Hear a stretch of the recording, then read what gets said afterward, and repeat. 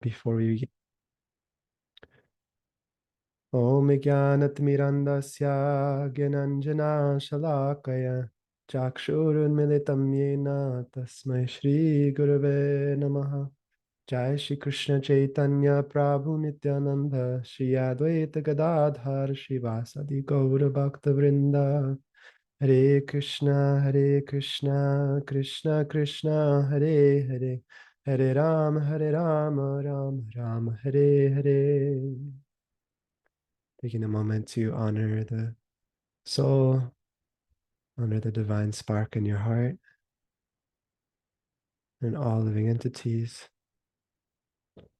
And please give your blessings to me so that I can say something useful and not just make a fool of myself and blab on. And we'll dive in. So I got rid of the Ozzy Osbourne look for now. I need to use them in a little, I will. So we're continuing our study of chapter 3 of the Gita. And I think today we'll actually finish chapter 3. There's only 8 or 9 verses left. So I've spoken for longer on 2 verses. So we'll see. But it's a really powerful section. We just got through so many of these verses talking about duty and surrender and about lust and about not disturbing those who are too attached to particular flavors of ignorance. And that ultimately everyone's on their own path, rowing their own boat, steering their own ship. And we are not the doers of really changing anyone. But sometimes we're inspired to be instruments of grace in people's lives. And it's not us doing, but we get to maybe feel a little good about ourselves sometimes, like, okay, I'm helping, I'm healing. But we got here to verse 35, but I'm actually going to skip back for a moment and read verse 34 and 35 again, because I didn't actually really get to fully talk about them as much as I wanted to. So we'll read 34, 35. There are principles to regulate attachment and aversion pertaining to the senses and their objects. One should not come under the control of such attachment and aversion because they are stumbling blocks on the path of self-realization. It is far better to discharge one's prescribed duties, even though faultily, than another's duties perfectly. Destruction in the course of performing one's own duty is better than engaging in another's duties, for to follow another's path is dangerous. So I mentioned these verses last week, but I just very briefly went over them. I think that's when I went on my tangent and didn't really speak about these verses. But when we think about this verse number 34, it is something difficult actually, because what it says is that actually lust and attachment and aversion, it said it are fixed in the senses, which means in one sense they're just like already set. They're already like there's settings that are dialed in your senses of what you like and what you don't like, right? So just like I'm sure many of you experienced if you ever been with small children, you offer them something new and they're like, no, I don't like it, right? But they haven't even tried it yet. They've never tried it in their life. You're going to feed them something new. They're like, no, I don't like it, right?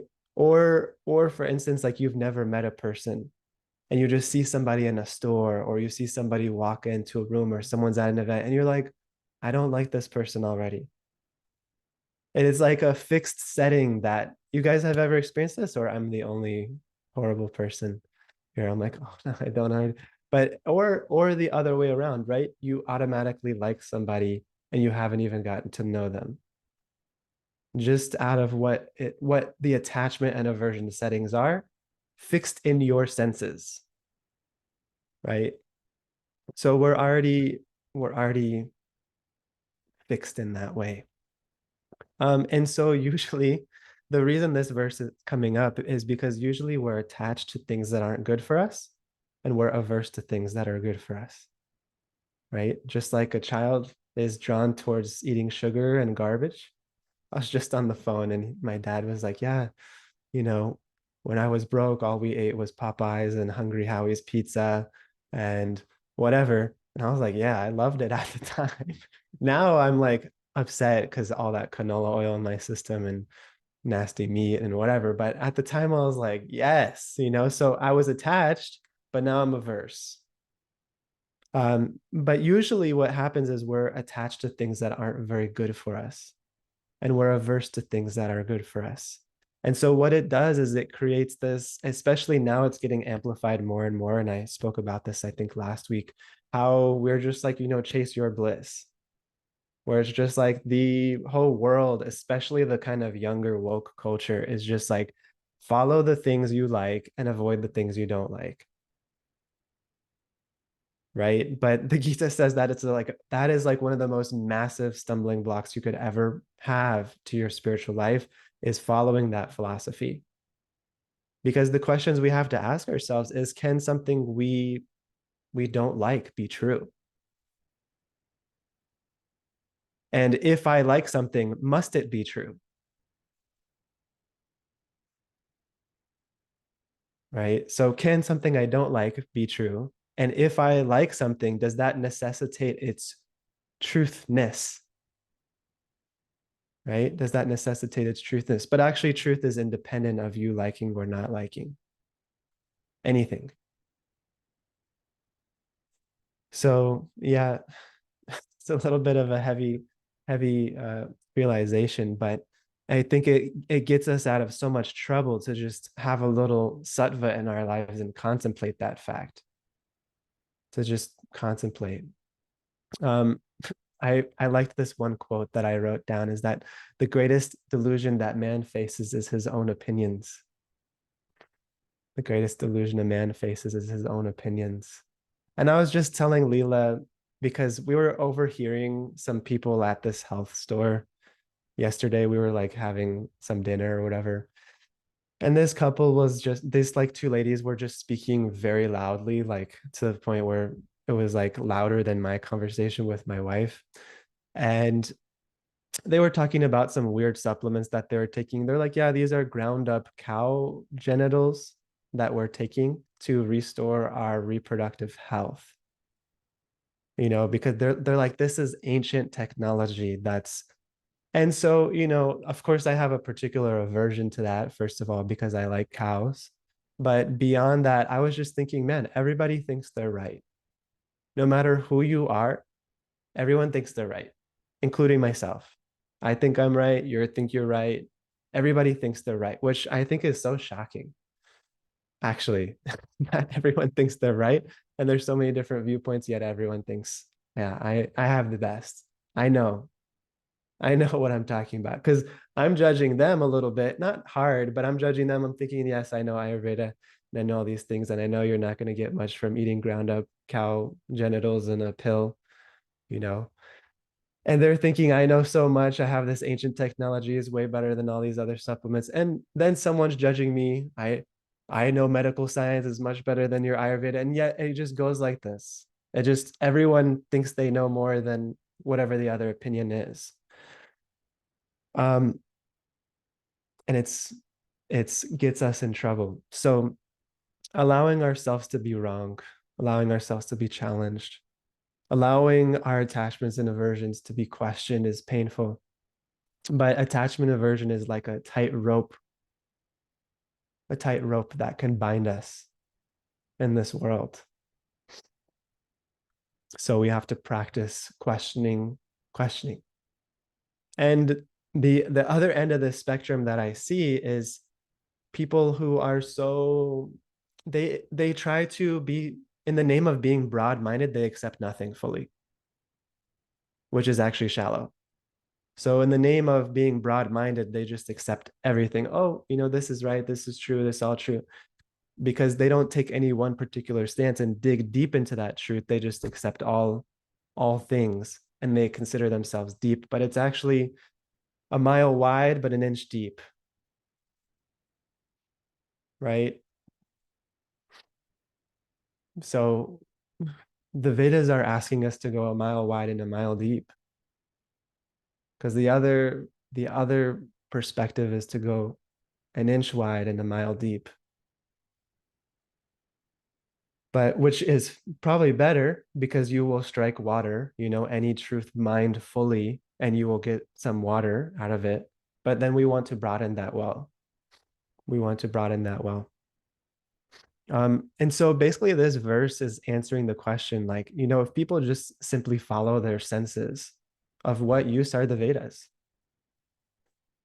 right? Of what use are the Vedic injunctions, of what use are the rules of Dharma, of what use are the yamas and niyamas. So this verse 34 is saying, hey, there's principles, you know. Okay, people joining. So it says, but even though these living entities have the tendency to follow these feelings of desire and hatred, the person desiring the highest good should not fall under the control of desire and hatred, since they are obstacles on his path. So they are like thieves standing in front of the traveler on the road. It says this: desire and hatred are like thieves that rob you from your journey, rob you of your wealth along your journey. Uh, and then this other part, it says, the scriptures which direct one to associate with the saints will turn one away from what is detestable and uh, make one detest what is forbidden, even though it's pleasurable to the mind, and making one understand the undesirable by making one understand the undesirable consequences of the forbidden act. So sorry, that came out in a jumble, but basically by understanding Shastra, by understanding the Gita, by understanding the Bhagavad Purana, by understanding these Dharma codes, it asks us to associate with people of a higher caliber consciousness, which in turn it creates this contrast where we begin to detest those things that our senses are normally attached to, but that are not actually good for us in our path. And I had a visceral experience of this when I first met the bhaktas, when I first met the devotees of Krishna, that I was, into all sorts of things. And I considered myself pretty woke at the time, 17. I had gone through all my psychedelic phases and thought myself pretty wise and that I knew some good things about the world. And just hanging out with these devotees who I felt were very deep and authentic people. And luckily, I had really beautiful, beautiful people that I got introduced to, this married couple. I just felt immediate contrast being around them. Like I felt confronted by their existence. I was just like annoyed. I was like, man, y'all are like so happy and good and like have such higher standards of existence. And it was just like, without them even saying anything, just the fact that their saintly existence made me feel contrast to the things that I knew on some level were out of integrity and not making me grow anymore. And so sometimes I wanted to avoid those people, right? I'll go, I'll go the long way around the campus just so I don't see the Hare Krishnas chanting, go the long way so I don't have to talk with the saintly people because it makes that contrast and it makes me actually have to face myself and change. Even without them saying anything, it was making me feel that way.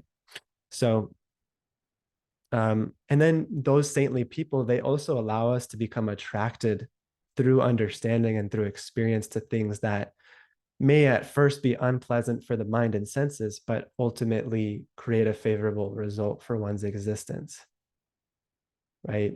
So to rewire oneself towards truth when one is generally wired towards untruth, to rewire oneself towards duty and what's right and what's real instead of just what feels good. So that is obviously like ripping off a band-aid or something painful. But just by associating with the saintly person, that naturally begins to happen. Okay. Does this make sense so far? Right. Okay. So then verse 36, we can move on here. So this is where we got to last week. It says, oh, Arjuna said, oh, descendant of Vrishni, so another name of Krishna, by what is by what is one impelled to sinful acts, even unwillingly, as if engaged by force? Okay. So this is a very famous verse and one that we should contemplate deeply. I mentioned this in the last class, right? We all have things in our life that we feel impelled to do that we know are not necessarily in our best interests. right? Like if there was actually a saint living in your house, what are the things you would not be doing anymore? And I actually have that lived experience because my wife's guru lived with us for a whole year when we lived in New York. And he lived in our house because it was a pandemic. He couldn't go back to India. And in our small little house that we had there, two-bedroom house, actually, yeah, two-bedroom house, we had her guru living with us. And every day he would wake up at 11 p.m. every day to start his day, go to bed at 7 p.m. and wake up at 11 p.m. That's what he would do. And then he would chant 64 rounds of japa, which I only chant 16 every day, and that takes me about an hour and a half. So he would chant 64 rounds, and we like wake up all crusty and whatever. And he's like, yeah, already on 47 rounds of japa. And like, I only do 16 in my whole hour and a half. So, and then he would read and write and do all these things. And I started to, it just, it bothers one because I am attached to pleasure and lust and all these other things. And this person's like so saintly and living with me that it was just like confronting. I'm like, oh God, like, and then I started to get all these things from the Gita. What is nighttime for the common person is daytime for the saintly person, and what is the daytime for the saintly person is nighttime for the common person. And I literally experienced that because sometimes I'd be going to bed at 11 and he would be waking up, and I say, oh yes, now I get this Gita verse that actually it means something deeper than that. We'll get that to that later on in the Gita, but that the sage is awakened to reality. What is daytime to the saint? He's actually awakened to truth, while the common person is asleep to truth. And he is asleep to untruth when the common person is awake to untruth. But I took it literally and I was like, yes, now I understand. I'm going to bed at 11 and this saint is waking up at 11 and doing like 6, 7 hours of meditation and writing and reading and all this stuff. And then I finally get up all crusty eyed and ignorant. So this verse is like what impels one to do things that are, how I phrase sin again is not the Judeo-Christian conception of arbitrary rules that a white bearded man in space smites you for, but rather that which is against one's own interests on a soul level. That is what sin is considered as. Those things would bring one further into karmic bondage and are done without knowledge of what is actually in one's own best interest as a spirit soul. That is what a sin is. And so why am I attracted to doing this nonsense even though I know it's bad and I'm trying to control myself as if I'm engaged by force? So this is like a response to verse 34, right? Like there's principles to regulate attachment aversion. Arjuna is like, look, okay, cool, there's principles, but what about one even knows the principles and they're not doing it? What about that? So, and what this also gives us insight into is that the desire to engage in these sort of acts is produced in one sense independently of the person, right? The person is being subjected to desires and actions instigated by an outside force. So then the question by these saints is, who is this instigator? Who is instigating you to act out of accordance, even though your knowledge is telling you not to? So is it Krishna? Is it God? Is it the super soul sitting in your heart who's controlling all living entities? He says, no, no, it can't be that because the Lord in the heart only acts as a neutral witness. He does not actually control the living entity in a direct way. So what is it then? Is it the samskaras? Is it the previous impressions of the living entity from the past or from previous lives? No, it cannot be those either because samskaras are a dead thing. They are not alive. They do not have a consciousness of their own. They are unconscious, dull things. So then who is it? That's what Arjuna is trying to figure out now. If it's not God and it's not the old impressions from the past, what is it? Okay. So then the answer is here in verse 37. So Krishna says, it is lust only, Arjuna, which is born of contact with the material mode of passion and later transformed into wrath, and which is the all devouring sinful enemy of this world. So this is a very famous Sanskrit verse, Kama Esha Karoda Esha, that it's actually Kama.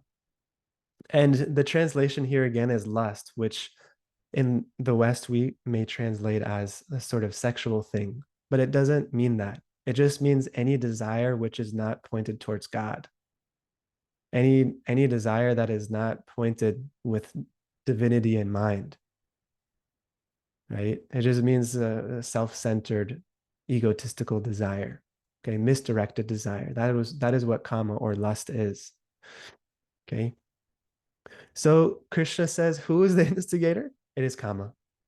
It is lust, which springs from the mode of passion, rajaguna, and whose character is all consuming, meaning it's never satisfied, even when you feed it. So it's like a little gremlin. You feed it and it's still hungry, right? You feed your lust, and what does it do? It demands more. Oh, if only I had more money. Oh, if only I had the new car. Oh, if only I had a better boyfriend. Oh, if only I had this. Oh, if only. And then guess what? You get it, and then a new desire pops up. It is like a demon that has multiple heads, and you cut off the head, and two more heads grow. Right? You're like, I will slay this lust, and then I will feel better. And you're like, yeah. And then two more heads pop up, and you're like, ah. I will slay it again, and you chop it off, and then four heads pop up, and you're like, ah. So you don't have the technology by which to defeat this demon. So you are helpless. Now it has four heads, eight heads, 1,000 heads. How many desires? Endless desires, endless heads to chop off. And it says it's greatly wicked, which means it cannot be reasoned with or moved to fear, even when you know there's negative consequences. That is why it is considered as wicked. That kama is wicked, meaning you can't even reason with it. You can't even keep yourself from doing it, even though you know the negative outcome. And it's the enemy of the yogi, right? It is actually the enemy of the yogi. Okay, so I'll give you four ways that this is relevant. In the ancient times, the Dharma Shastras, they say that there's four ways that a king would deal with his subjects, right? Four ways that the king would deal with the people in his kingdom. The first way is called dana. This means charity, right? There's someone that's come and they say, yes, yes, these people have pillaged my land and I need your help. He says, okay, here, take some charity. Here's some crops. Here's some, some of our servants to help you. Take this charity, be happy. Right? Here's a stimulus check, right? There's like all this turmoil and whatever. Oh, I know you lost your whole job and all these things and your whole livelihood and whatever. Here's a 1,200. Here's a, you know, be happy by this supremely charitable act that we're doing. Ah, yes, feel better. What a generous king. Ah, yes. 1,200, worth it. I will stay inside the rest of my life. Keep giving me 1,200. I'll do it. So that's first technique. Now, if that doesn't work, then it's called sama, S-A-M-A. It's like philosophy. So you try to level with the person. That's what sama means, like same. You try to level with the person philosophically and try to reason with them. Oh, it's like this, we must do it, there must be shut down because of this reason, it makes so much sense. And this is just one example. I'm not meaning to be too contrasting for anybody. Okay, so philosophy, you try to reason with the person. If that doesn't work, then you do beta. So you threaten somebody so that their determination to get what they want becomes weak. Oh, we will take away your jobs. You won't be able to work. You won't be able to make money. You won't be able to. If you don't get this, then you won't have your livelihood anymore. If you don't have this, then anyways, I'm still doing the same controversial example again, but it's fitting all these things. So I'm like, man, that's a good example here. If you don't get the vaccine, then you'll lose your job. You'll do this, you'll do that. So you get people to do what you want. First, you throw some charity. That still doesn't appease them. You try to reason with them. Oh, it's the right thing. It's the moral thing to do. You wear your mask for others, et cetera, et cetera. If that doesn't work, then you threaten. There will be punishment. There will be consequences if you don't. And lastly, if that doesn't work, then it's called danda, which means stick. Then you punish with the stick, right? So we think that by feeding our desires, right? By giving charity, by this dana, that our desires will go away. Right? Okay, okay. This desires, whatever it is, sex, whatever it is, this thing, that thing. I'll just give it some charity. Okay. Then I'll feel better. But no, you cannot give charity to lust, right? It won't go away. It is like the bully who asked you for your lunch money, right? He steals your lunchbox and he says, I want your lunch money. Give me your lunch money. Or I'll beat you up, right? And okay, I'm skinnier. I grew up, I was smaller. I was one of the smaller ones in my class. Okay, I'm smaller, I'm skinnier. It makes sense. You can have my lunch money and then I don't get beat up. Very charitable, right? Okay, you can have my money, a $5 donation for no beat up. Very good deal. And then they take your money and they still beat you up. So that is what lust is like, right? You feed them and then they still punish you. They still beat you with the stick. They say, okay, here's some sex. Here's some whatever it is. Here's some this. Here's some of this desire. Here, just take it and be satisfied. And then it comes back and beats you with the stick anyway, right? You get some disease, you get some sickness. Now you broke. Now you whatever. It gets you one way or another, beats you with the stick. So then you try to reason with it. Okay, okay. Let me try sama. Reason with it. But you can't reason with your lust. Because it's all devouring, Krishna says. It is Mahapatma, it's the greatest enemy of the self. Right? It is the greatest enemy of the self. So it's so strong. You can't reason with it. Right? You try to intellectually, like, okay, I probably shouldn't, here's why I can't. Like this whole conversation in your mind, it's like almost two people in there. There's your karma talking to you, you really should. It would just be so good, wouldn't it? And you're like, you know what, man, that's a great point, but here's why I can't. And like, I'm gonna break it down for you logically. It's like, it like just laughs at you. Um, and this means that you cannot do these two methods. You cannot do these two methods. You can't even threaten it to make its determination weak, right? So then comes this verse 38. You guys following here? I hope I'm giving decent enough things. Let's take a deep breath and exhale. I'm just going to drink some water. Okay, so verse 38.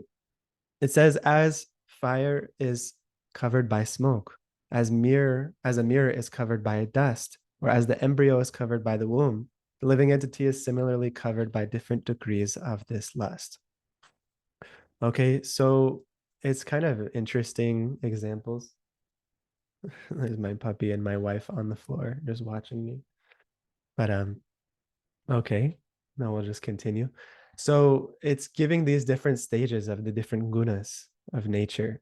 So the example, as I was first confused when I heard this, right? As fire is covered by smoke, as mirror covered by dust. Like it's kind of confusing. But when fire is covered by smoke, fire still performs its function, right? It still burns things, right? So it, even though the aesthetic is obscured, the function remains. So it's one level of covering, right? The smoke covers the fire. Then when the mirror is covered by the dust, it loses its function. So it's a greater covering, right? You cannot actually utilize it. The aesthetic becomes obscured and the function also becomes obscured. Okay, so it's a greater level of covering. But then the embryo is covered by the womb. Uh, now it's not super relevant example because we have ultrasound and so many other things, but it's very covered. You cannot see. You cannot see anything. You cannot understand what is going on in there. Okay, so it says basically saying that every living entity in this universe is covered by varying degrees of this lust. And that lust covering is causing all the issues, right? So socio-political issues, environmental issues, right? My guru, he says that, one can take up all these issues, clean the ocean. Imagine, there's there's literally trash patches in the ocean that are like the size of a country now in the ocean. There's all these huge patches of garbage. He says, okay, imagine someone cleans it. Imagine I invent some amazing technology and then one day I clean the entire ocean. Then what happens? Tomorrow there's more trash that comes. So the real pollution, if it's not solved at the heart level, if the pollution of the heart is not cleaned, then all these socio-political, putting women down, hating on gay people, every issue you can think of is caused by a pollution of the heart that cannot really be fully alleviated by putting a topical ointment on the surface level, right? So the Vedas give the example of boils. So boils are, very painful, uh, adhesions or very painful things that appear on the skin. And one can apply some topical ointment to those boils to try to reduce whatever swelling or pain or whatever it is.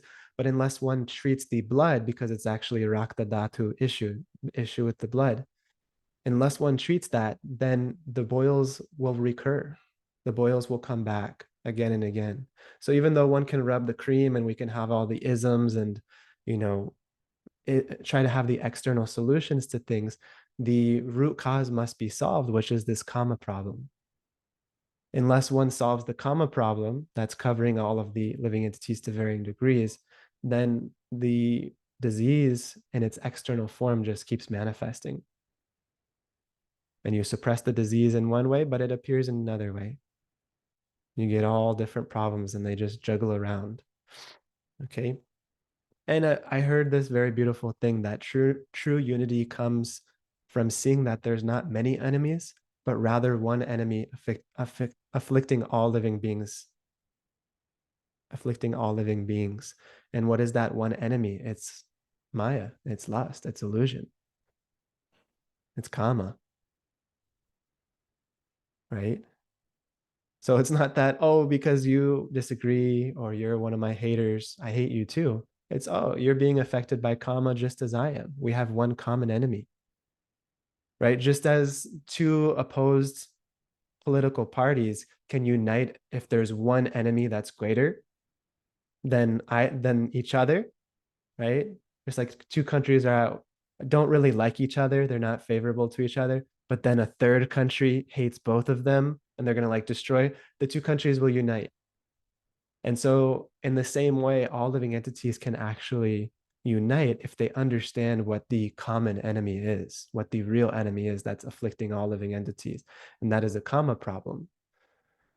That is a lust problem that's causing all disease. The whole Ashtanga Hridayam starts with this, Ragadi Roga Nushaktan, that all disease is caused by attachment and aversion. The first verse of the Ashtanga Hridayam. And the only physician who can cure that is a divine physician. The only physician who can cure all disease is a divine physician, Dhanvantari. So we do not actually function as humans when we're so covered by lusts. We cannot call ourselves human. We cannot call ourselves human as long as we are afflicted by lust. We just eat, sleep, mate, and defend, which is what animals do. Right?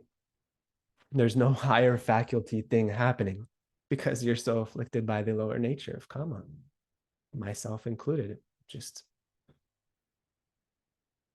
that's what animals do. Okay, verse 39. It says, thus the wise living entity's pure consciousness becomes covered by his eternal enemy in the form of lust, which is never satisfied and which burns like fire. Okay, so Srila Prabhupada in this purport, he says, when one enjoys sense gratification, right, just stimulating the eyes, ears, nose, mouth, tongue, it may be that there's some feeling of happiness, but actually that so-called feeling of happiness is the ultimate enemy of the one enjoying. It's like, what? What? Right? Because it is this kama. You're feeding the kama. So in one sense, one needs enough sense enjoyment to survive, but that sense enjoyment can be done with divine consciousness, right? And actually, spiritual life means having the most enjoyment, because what you're a connoisseur of consciousness, and pleasure is not in the thing, it's in the consciousness, right? So when you become a connoisseur of consciousness, then you can actually enjoy what is to be enjoyed, which is consciousness itself, which is love itself, which is relationship itself. But as long as you're trying to milk inanimate things to stimulate the mind and senses, you are robbing yourself. That's why Srila Prabhupada says, is it just the enemy of the self?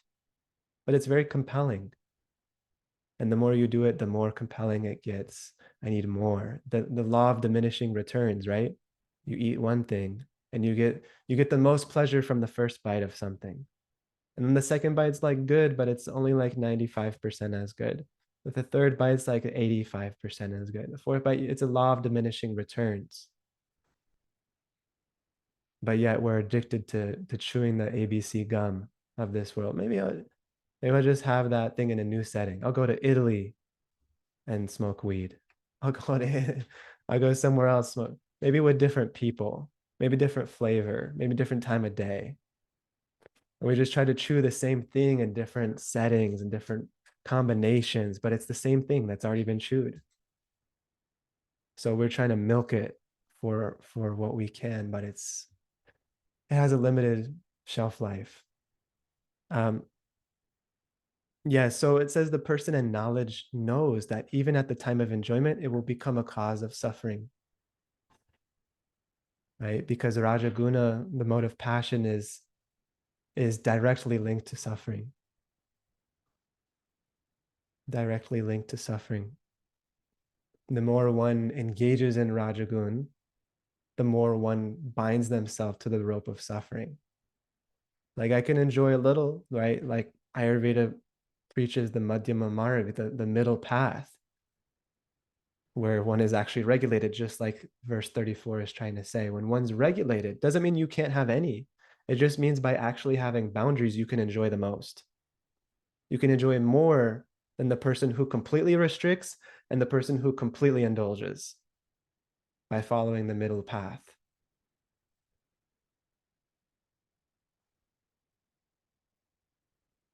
Right? So just another example that's given as just as putting ghee in a fire, it does not diminish the fire, but it increases the fire.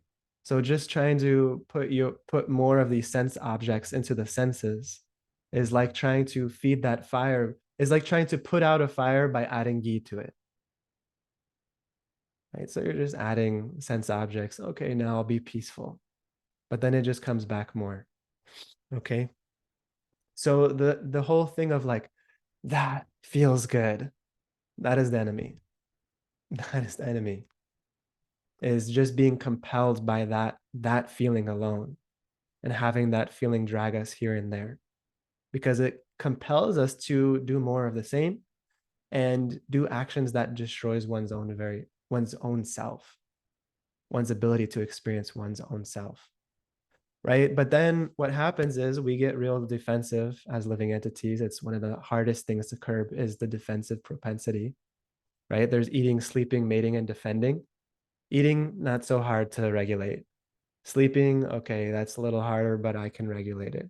Mating, okay, even harder because the sexual urge is a very strong one. But defending is the hardest, to defend one's own ego and what is mine and my sense of I and all these things. It's the hardest to give up out of those four.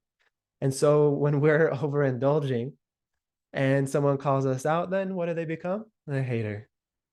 Uh, yeah, so that we joke in the ashram when we live there. Ah, yes, such an envious fellow. He's looking at me. Look at this envy. Your envy is showing. Your jealousy, your pride is all showing. We're just enjoying something more than the other monk. Oh, yes, your envy is showing, my friend. But it's a defensive technique that we use to when something triggers. Oh, look at your over enjoying. Oh, yes, hater, hater. We can remain protected and just continue how we're living. Right? It's a very, I've said this before, but rationalization is the intelligence in service of the false ego. Right? It's when your intelligence is serving your false ego and it helps you maintain your position as the enjoyer and the controller. That's what rationalization does. So undoing rationalization is confronting. So therefore, we just would rather call people envious, hater, jealous, all the other things. Okay, then last few verses here. Says the senses, mind, and intelligence are the sitting places of this lust. Through them, lust covers the real knowledge of the living entity and bewilders him. So in this example, it's giving like that desires and kama are like an occupying army. And what is the land that they're occupying? Is the mind, the senses, and the body. And it conquers those places, making us bewildered. How does that bewilderment show itself? Well, it means that it disinclines the jiva, the living soul, to know itself. And it makes it inclined to pursue things outside of itself. So that is what bewilderment is. It detracts from your very nature and knowing your own very nature and inclines you towards going away from your nature. So it invades, it conquers the mind, the senses, and the body. That's the playing field that it's in. And then it bewilders us by disinclining us from our true nature and potential and by inclining us towards that which is not us, right? And that bewilderment is expressed in 1,000 different ways, right? In one sense, you can look at all, I don't know if I want to make this point because I'm not feeling it so powerfully, but all things are just a perverted or a distorted reflection of divine reality. So just as when there's a tree on the bank of a lake, you can see the tree or you can see the reflection of the tree. But the reflection of the tree in the water is distorted. So everything in this world is a reflection of the soul's distorted attempt at trying to experience itself and experience divine ecstasy. And so then we get all the love songs, the heart wants what the heart wants, and all the thousands of songs about the lover and the romance gone wrong, because it is a distortion of a divine reality that we're actually seeking. Right? This worldly lila, this Shristi lila, is just a distorted reflection of a divine lila that we're longing to enter. But the thing is, only those who are fully qualified to give themselves in total love are allowed in that lila. You can't even be self-interested or self-motivated by one single sliver of percentage to experience the most divine ecstatic love. Because in the highest level of love, one totally forgets one's own self. And that is where the feeling of union comes from. That is where that feeling of union, when the lover and the beloved, they forget their separateness. They are separate, but they forget because they're so absorbed. So we become bewildered. We become bewildered. So last few verses here, I'll just read them. It says, O Arjuna, best of Bharats, in the very beginning, Here's your solution. Curb this great symbol of sin by regulating the senses and slay this destroyer of knowledge and self-realization. Right? So how do you curb this enemy of lust? By regulating the senses. Right? Then you can save yourself from being destroyed by that which destroys you. And it gives a little equation here. It says the working senses, right, the karmendriyas, are superior to dull matter. The mind is higher than the senses. Intelligence is higher than the mind. And the soul is higher than the intelligence.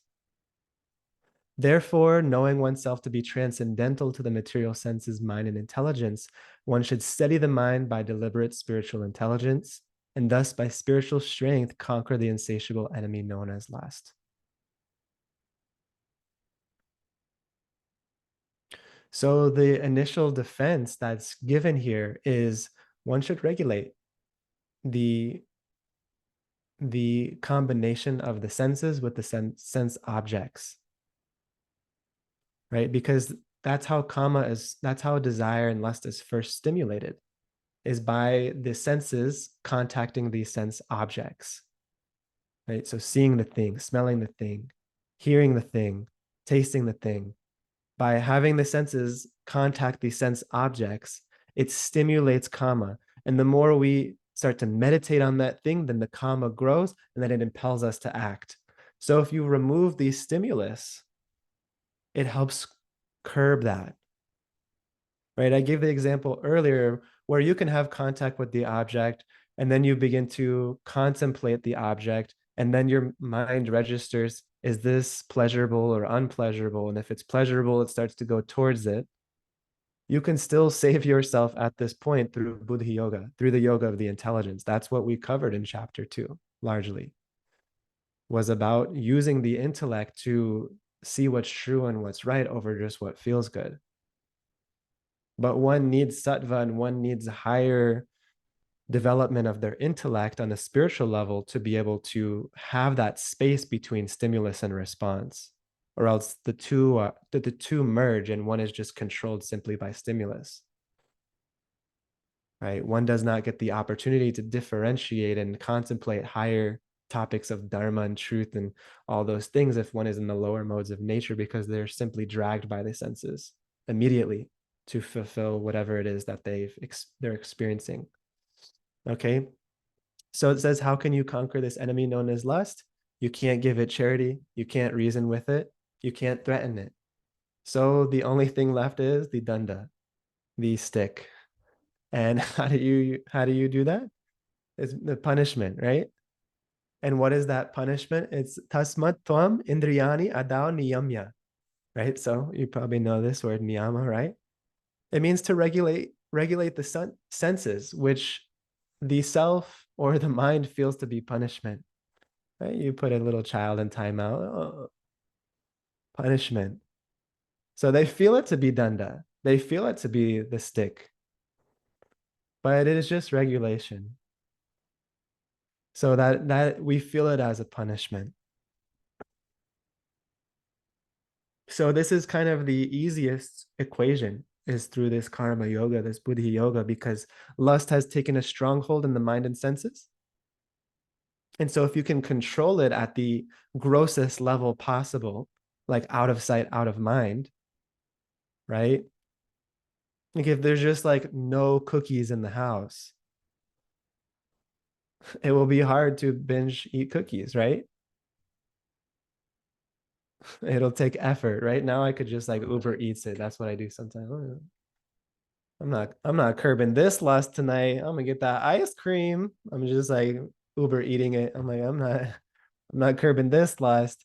And there's so many, right? Whatever inventions we have that allow us to minimize the need to curb our lust are great inventions for making money, right? Anything that makes achieving our lust easier has tons of profit, because that's what we're impelled to.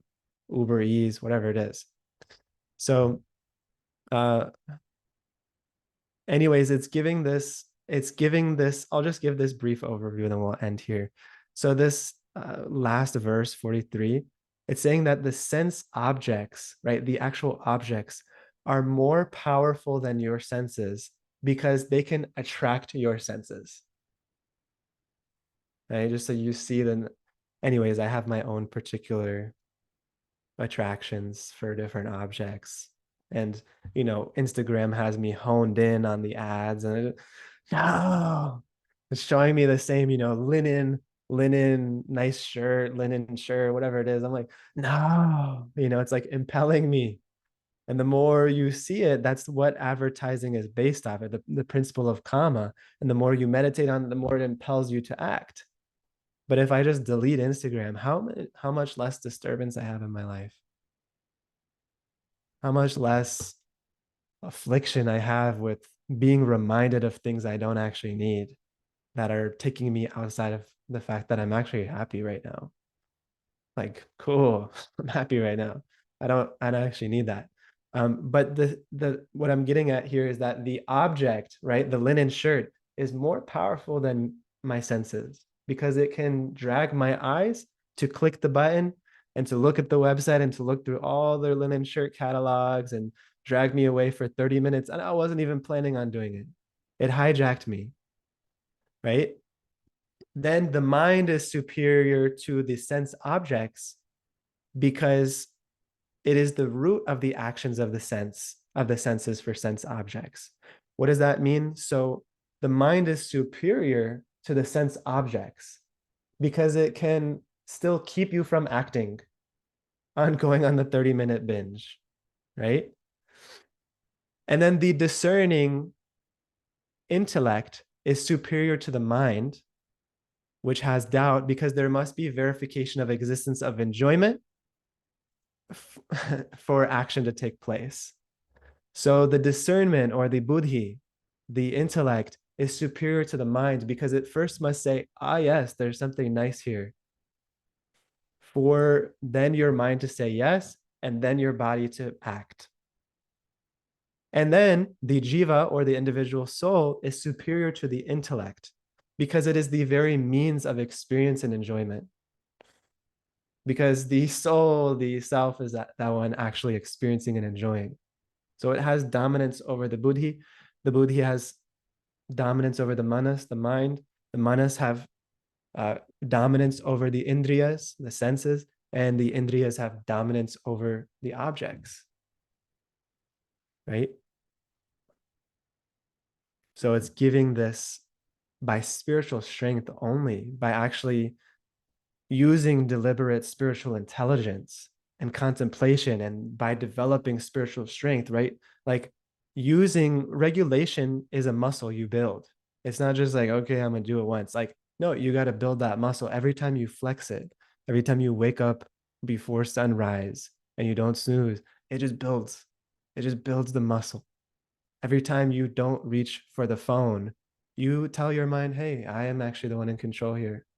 And I do that all the time. I'm like, I have the phone itch and I'm like, oh, let me check. And then I'm like, oh, Buddha yoga. Let me not be controlled by the object or my senses or my mind. Let me be me. Let me be my own individual. And it's through that contemplate, I don't need that. Even though the senses are drawn naturally, I cut it off and I don't act on it. I cut it off at the point of contemplation. That is Buddha yoga. Because I have a higher goal. And I'm not saying I'm some accomplished Buddha yogi. No, I'm not. But it's my very meager example. Okay. So the essence is that you have to become situated. That is how you deal with the lust problem. You have to experience your own true nature. That's how you deal with lust. Because the only by experiencing something higher can you give up something lower. Cold turkey doesn't work for lust. You're always gonna desire. People, some people, I talk to people all the time who have spiritual businesses and want to learn Ayurveda and say, I have no desire. I'm like, oh, really? Or you have a desire to think you have no desire. Or you have a desire to have other people think you have no desire. I'm like, what is it? Anyways, I don't challenge people like this, but My mind's like, of course you have desire. You can't just negate. You can't just say no. You have to have a desire because it's the nature of the soul to desire. But desire guided in the right direction can be divine and liberating. Desire in the wrong direction can be binding and miserable. Everyone has desire. You can't just stop desire. You have to start feeding yourself better desires and experiencing better desires and understanding that maybe what you're initially attracted to is not the best all the time. So, anyways, this is the end of chapter 3. We've made it. I did my best. Any questions, reflections, corrections?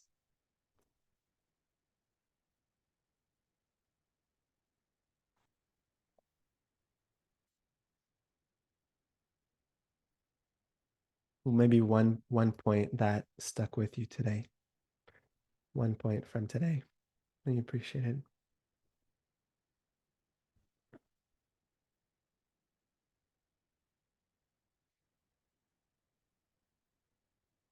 Man, my class was that bad. Like I can't. You didn't even make one good point today. I'm like haters, envious, dum dums. Y'all didn't listen. That's how my rationalization starts, right? Is the whole thing going on play? I can actually say something. Sure, I know the go last ahead. I'm thing. just joking with you. Sorry. No, you're good. Your class was good. I can say that part. So, but yeah, Nice. one My thing ego needed actually it. that really reflected me was the last thing what you said was about the Buddha yoga. Correct? Like there are times where you like I'm really addicted to phone, as you said. At one point I'm like, okay, I'm just sitting on the couch, what am I doing? Like, let me just pick up my phone and like try to do something. But then you really need to start controlling your brain, to actually get used to that situation, that hey, like I can sit, chant, meditate, like probably try to think about something which is really not necessary. Because there were times like once I sit like 30 minutes, 1 hour, it's just gone like in a snap of, like a minute. And I think so that is something I'm trying to work on, and it's getting better day by day. But yeah, thank you so much. Like I think so that is one thing like which is hard to really get adapted to, but it takes a while to be there and to really train your mind to not do that thing or just stop doing that activity, I would say. Yeah, it's hard, especially when there's not a higher motivation for doing so, Yeah. right? Because how media works is that it gives you a high stimulus, low value experience. And the mind, comma, is addicted to high stimulus, low value. But and we're averse to high value, low stimulus things. But that is the space in which we can actually become more satisfied, right? Like strength is built through resistance. Unfortunately, and it's just like strong, like, okay, I resisted once, but no, you resist again. And not just for the sake of resisting and depriving oneself of joyful experiences, but to actually experience yourself as the experiencer who is in itself joyful, and to actually do things that produce joy and allow you to unlock your own joy more and more and more, which is what the yoga processes are, right? Which is what this satsanga does for us. It allows us to put a little bit different of an algorithm in our mind for an hour, and hopefully we get some good fruits of that, right? Hopefully we don't just come for entertainment. I know sometimes I do some entertaining things, and I do it for my own entertainment sometimes. But hopefully, like when I pray, I do feel impacted, and I do feel transformed, and I do feel moved, and I do feel like I'm going towards a goal. And I feel the faith that as long as I'm on the road, it's as good as being at the destination, because as long as I keep going on the road, I will get to the destination. And so I don't become morose by, oh, I'm so far from my goal. One should lament in one sense, because my ignorance is thick, right? My ignorance is very thick and it's my cause of misery. And I'm addicted to that thick ignorance. But one should also have faith that as long as one's on a good road, right? A road walked by others who have actually reached the destination, which I'm fortunate. I have people in my life who have reached the destination and who are much further along in the journey than I am. Then I can have faith. Okay, I'm following in the footsteps. Okay. And as long as I try to mimic the process in my own personal way, then it's as good as being at the goal. So it's good to have resistance, but we don't want to resist just for the sake of resisting. We want to resist for the sake of what is of true value. What is actually of true value? Because Krishna doesn't say lead a life of deprivation. He says be filled with joy, but actually know what joy is first. Right? People talk about self-care. First, you got to know what the self is to care for the self. And you're just pampering the body and the mind, call it that. Right?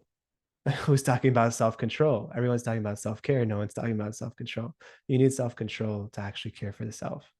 So it's not popular because it's averse to what we're attached to.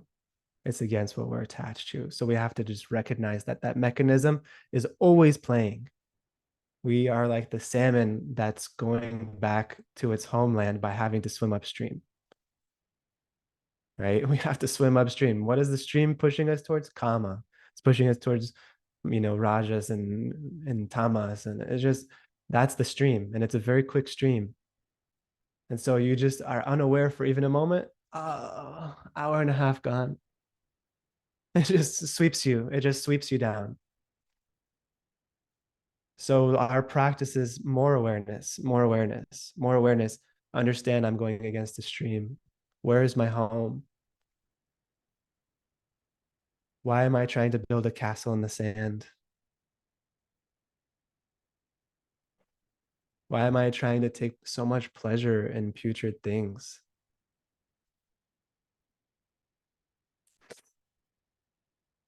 Yeah, thank you for sharing your heart. Anybody else question or one point you liked today? Um,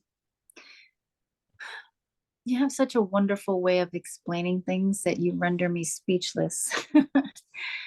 um, a really good point that I walked away with was the concept of how karma is wicked and it's the enemy of the yogi and all of the varying levels of karma and just making that correlation of getting to the root cause. You can't just put a band-aid on things. You can surfacely like, oh, I'm having an itch. It's let me just put some kind of emollient on here to like take care of this itching. But what's causing the itching? We don't ask ourselves that. And it just makes me think of I've heard this saying and I don't know who said it or when I heard it, but it was a long time ago. Ignorance is bliss. And it doesn't resonate with me. So Yeah. I just wanted to thank you for that. Bliss until it's total suffering, and then it's not so cute anymore. Right. Yeah. Yeah, thank you.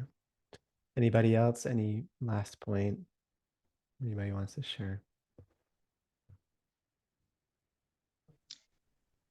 I loved how you said at the end, you have to be situated in order, to give up that comma.